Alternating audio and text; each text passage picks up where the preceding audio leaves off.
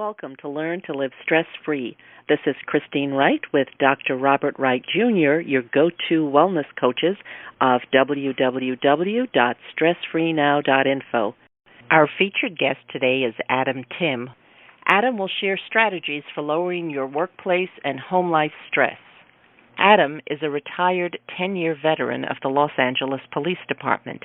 As a tenured 911 dispatcher for one of the busiest agencies in the country, his career put him headlong into the debilitating effects of dispatcher stress, chronic stress from daily calls, critical incident stress from emergencies, and post-traumatic stress from doing it all for a decade.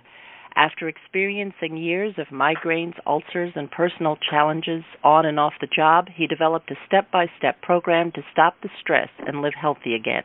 Adam's stress reduction program for the Los Angeles Police Department contributed to a 45% decrease in annual sick time usage, and his stress resilience training for emergency dispatchers has been delivered around the country. Adam is a regularly featured keynote and breakout session speaker at APCO and NINA conferences and has co-presented stress management learning modules in California Post certified classes since 2012. Adam is a board-certified stress management consultant and holds a BS in organizational management. He is the author of the #1 best-selling book, Stress is Optional: How to Kick the Habit, available on Amazon, and Dispatcher Stress, 50 Lessons on Beating the Burnout. Adam, welcome. Thank you for being with us here today. It's a pleasure. Thanks so much, Christine and Bob.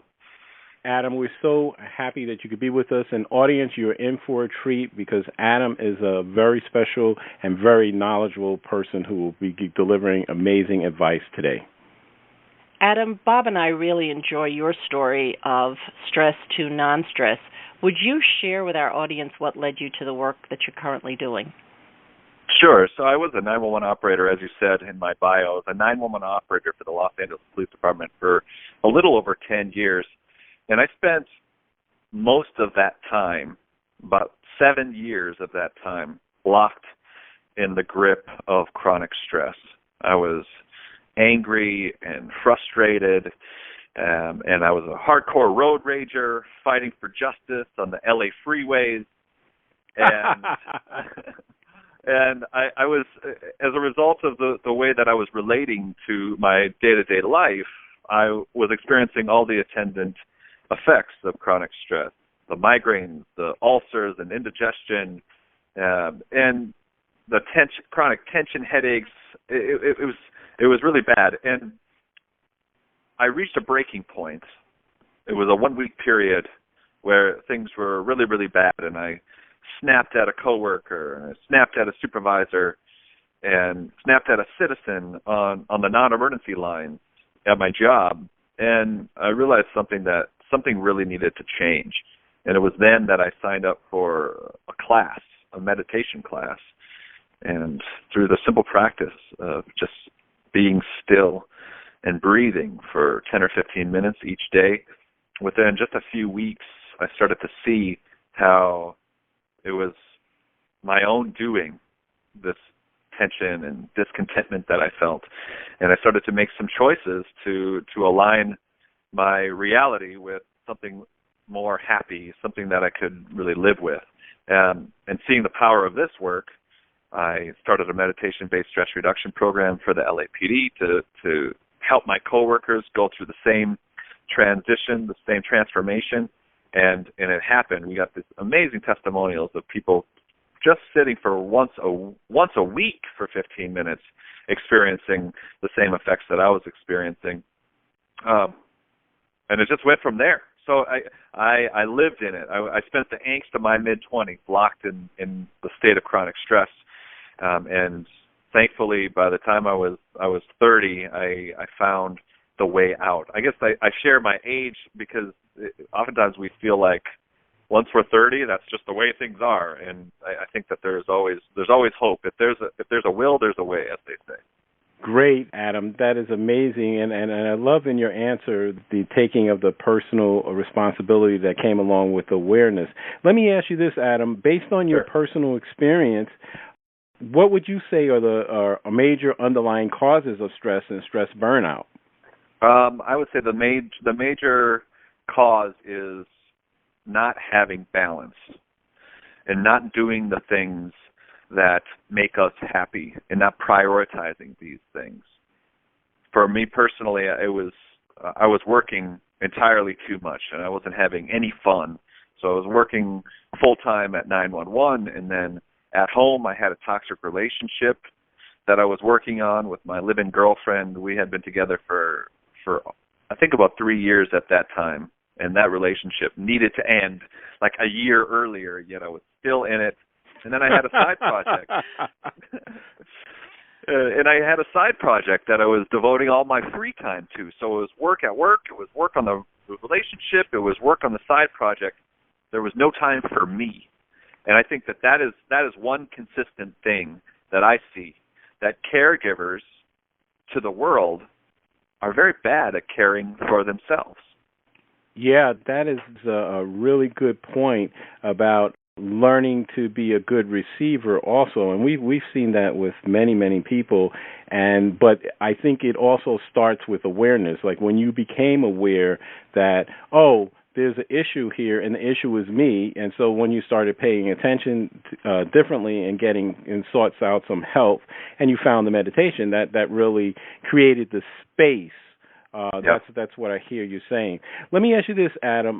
You are the author of a best-selling book entitled Stress is Optional, How to Kick the Habit.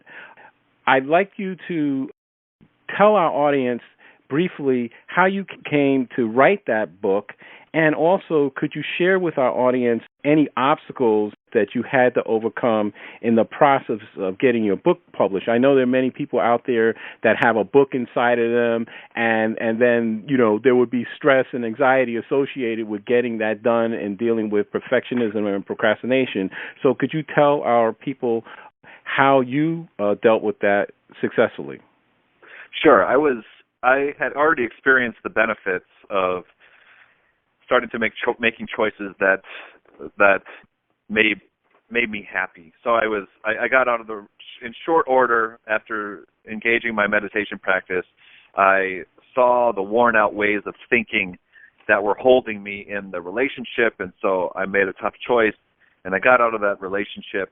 And then I started to see how at 911 I was creating all the discontentment. So I was in resistance to taking callers. Just a side note, taking calls. Just a side note, 70% of all calls into the 911 dispatch center in the city of LA, and this is pretty consistent across the nation as well, 70% are non-emergency calls. And, for example, loud parties, people talking loudly, neighbor disputes, the ice cream truck is too loud, can you have them move down the street? Really inane things like that. And I was having a real tough time relating to those placing those calls. And so it was really, I was really tense and angry, and so I was just trying to get through each shift. And as a result of that resistance to each and every caller, I might take 40 or 50 calls in a shift. That's a lot of angst and toughness there that I saw that I could disconnect from that.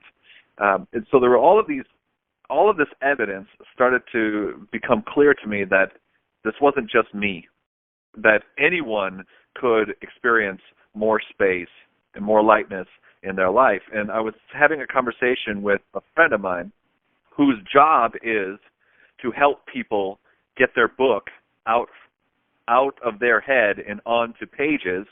And she heard my story. She's like, oh my gosh, you need to tell this story. It's going to be a way for you to help more people.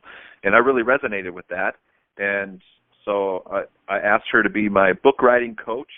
And over the course of 2012, while I was still working full-time at 911 and working my program there as well, I started writing my book. It took about 9 months to write my book, and then we did a bestseller launch on it and got it out to as many people as we can, and thankfully it worked.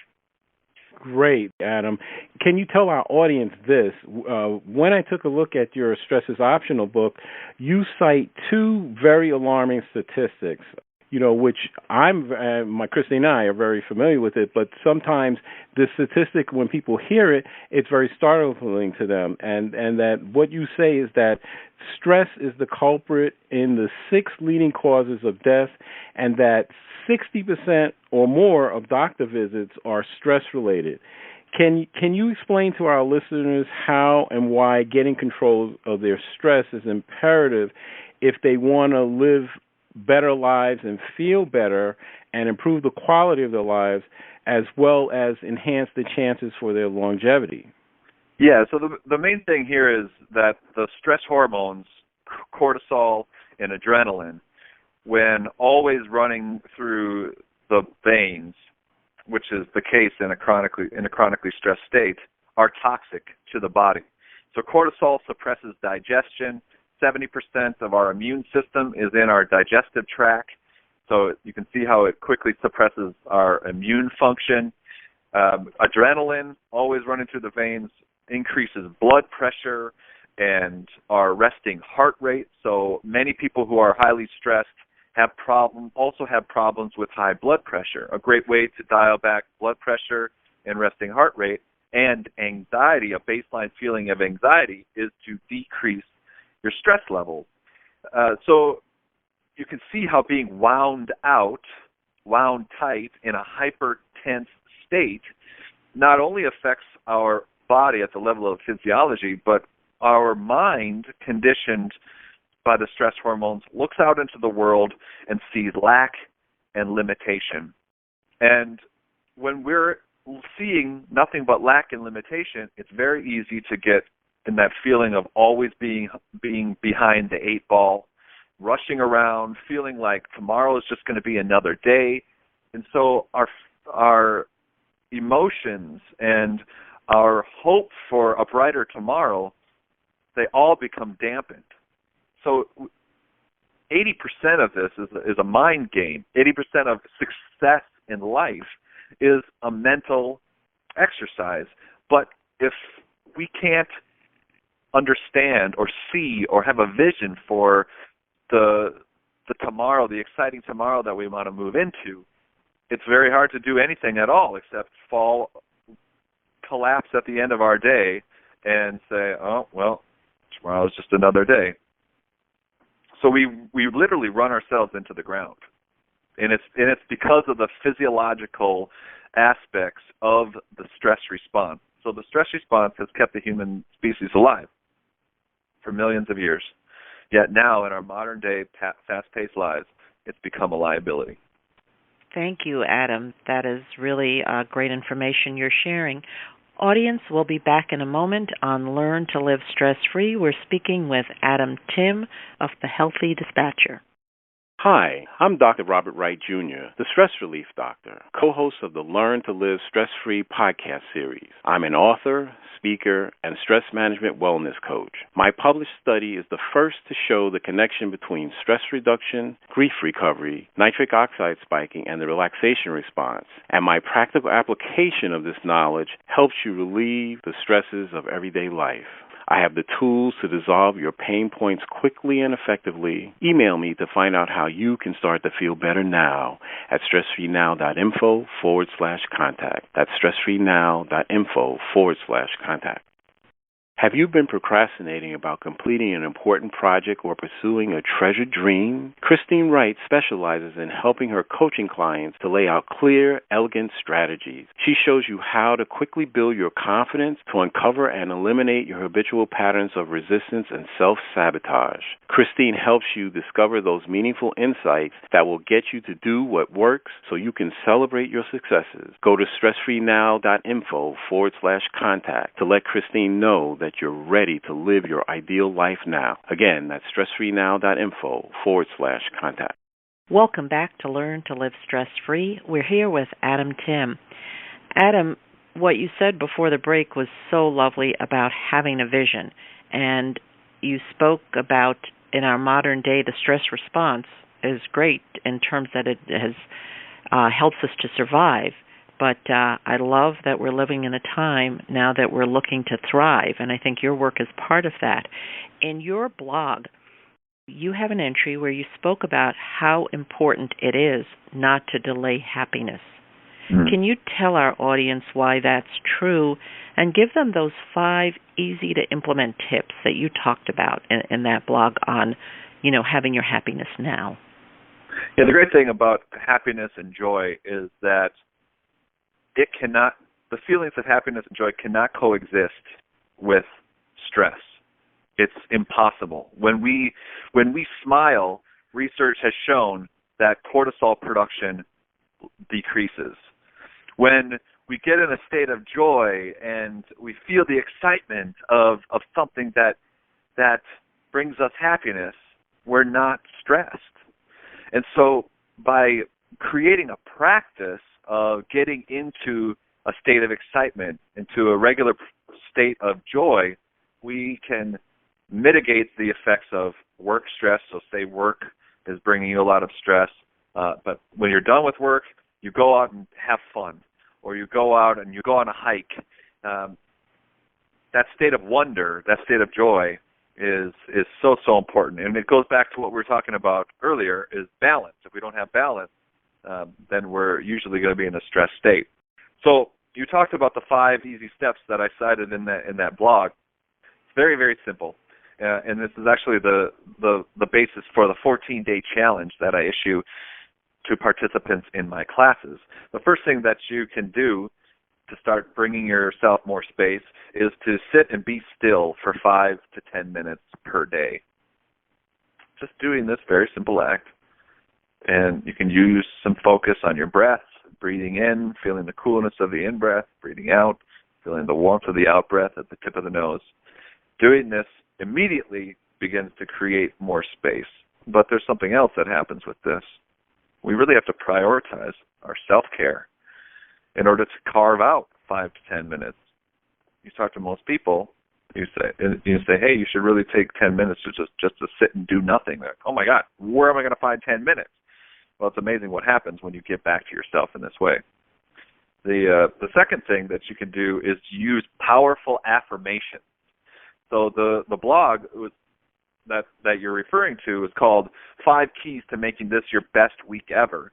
So if you want to have your best week ever, you can use a simple affirmation like, this is my best week ever. Affirmations are powerful because it starts to tune the mind to look for evidence for that thing that you're affirming to be true, to be real. So another great affirmation that I used when I was highly anxious and angry was, I am calm and relaxed in any situation. Using that affirmation, I begin to calm the stress response. I begin to see opportunities to be calm and relaxed in future situations over the course of my day. So affirmations are the second thing. The third thing is to use a practice of gratitude. Research has shown that by writing 10 things down that you're grateful for each day in the morning can reorient your perspective towards positivity. Dwelling in a state of positivity also shuts off the stress response. So a gratitude journal is as simple as writing down 10 things every morning that you're supremely grateful for and really feeling the excitement of that gratitude and joy. The fourth thing is to laugh, to have fun. So we get into a practice of having fun, like I said, getting to practice of happiness and the state of joy that turns off the stress response. And finally, the fifth thing is to celebrate yourself. So often, once you get done with a tough week and it's been really stressful, we just collapse. And it's hard to look back and see that we did anything of real value. But if you look back, you can see that you're accomplishing much each week, even if it's just taking baby steps in the direction of the completion of a big project, or in the direction of an intention that you set. I'm sure many have set New Year's resolutions. If you made a baby step this week in the direction of your New Year's resolution, that's something to celebrate. So with these 5 steps, it's amazing that you can really drop into a state of joy and happiness whenever you like. Excellent. What I really love about these tips, Adam, is that they're nothing outside of the imagination. They're attainable. They're elegantly simple. This is not going out and building a skyscraper. This is something that we're all capable of doing. Granted, as you said, there's that 80% mental, so to get that in your mind, but this is just so compact and doable and reachable. Mm-hmm. And, I think part of the reason that Bob and I enjoyed meeting you and observing you in your element, training and speaking, is that you're coming with this before and after. Bob, sometimes our audience will hear him talk about this point of catastrophic bifurcation. You had that moment on the job of your extreme meltdown where you said, this has to change. And you found a new way. And you put that into practice for yourself, but you didn't stop there. You brought this to your coworkers. Mm-hmm. So, Adam, this is a very special journey because some people will be in a state of stress or despair and they don't move out of it, but you did. Not only did you move out of it, you brought others out of it, and you're training and speaking with it, and with your new busy schedule with different type of stresses. How are you managing this, still taking your 5 to 10 minutes of taking a breath each day? Well, it's. I see there certainly are days when I get taken away from my practices, whether if I'm on the road. Like last week, I was in Texas all week and getting up early in the mornings to get ready to go over to the trainings and deliver trainings and traveling. And so on those days, I do feel the difference. And so that's a reminder that I need to get back to my practices as soon as possible. But it's really been about prioritization. One of my early mentors says that we must viciously carve out time for our self-care, or it's never going to happen. And so once we understand what our priorities are, my priority during the time that all of these changes happened was to be happier, was to feel less pain. I was feeling all of these chronic pains, and I didn't recognize who I was. I'm from small town Minnesota, where we were raised to be nice to everybody, and here I'm difficult with everyone. And I was always blaming other people for my dissatisfaction with life and the way that I was treating others, both on the roadways and at work. And so anytime that I get away from my practices, I say, well, I can't do this because my entire life as it exists now is the result of sticking to these 5 practices. So it's just a reminder. When I step off the path, it's a reminder to get back on the path. So kind of at that point of awareness. Great. You're really developing your mastery. It's obvious. Adam, thank you so much for sharing your time with us today. And as we close down the show, would you tell our listeners about the services you offer your clients and what you're involved with and how they can contact you and learn more about you? Sure. What I'm really excited about right now is our dispatcher classes. So we have trainings specifically for 911 dispatchers. We have De-Stress and Get More Me Time, which is all about powerful stress management tools. In the class that you and Bob got to sit in with us out in Tampa, Florida, which was so great. We also have Positive Interaction with Difficult People, which is a communications and conflict resolution class geared for the dispatch center. And we have Transformational Leadership. And all 3 of these classes are geared to limit the stress and decrease stress in the dispatch center. And all the information on that can be found on the website at www.thehealthydispatcher.com. Okay, wonderful. Thank you so much. So, audience, to learn what Adam is doing, to take a look at his information, to follow him, or maybe to find yourself in one of his presentations, go to his website, www.thehealthydispatcher.com. Thank you so much, Adam. Thank you, Christine. Great, Adam. I just want to add that I have found looking at your Twitter feed to be fascinating. So audience, consider hopping over to Adam's Twitter feed, Live a Zen Life, right? Is that correct, Adam? If you're on Twitter, you can just find us at Live a Zen Life is our Twitter handle. Okay, so Adam, what final thoughts or key idea would you like our audience to take away from today's broadcast about overcoming stress and de-stressing in their daily routines? Well, I would say if your resolution is to be less stressed, it's to make time for it. And it's very simple to prioritize that, but it has to be a priority. If stress is a problem and you're feeling anxious and you would like to have more patience, you would like to sleep better, all of these things can come by decreasing your stress levels, and there's simple practices and tools to do that once you make the time for it. Wonderful, Adam, and I know our audience really appreciated having you today, so I want to thank you for being our featured guest. Thank you, audience, for listening. Wherever you are and whatever time zone you're in right now, we appreciate your presence and trust that you'll benefit in some way from the information delivered during today's show. We welcome and look forward to receiving your comments about our show. Please let us know if there are additional topics you'd like us to cover or a guest you enjoyed whom you'd like us to invite back. Please contact us through our website with your feedback and suggestions. Remember, listeners, if you'd like to experience the same benefits our coaching clients get with us, including learning how to get more results in your day and easy ways to dissolve your chronic pain, stress, and anxiety, then give us a call at 954-900-2179. That's 954-900-2179. For Christine Wright, this is Dr. Robert Wright, Jr. of www.stressfreenow.info. Until next time, be safe and be well.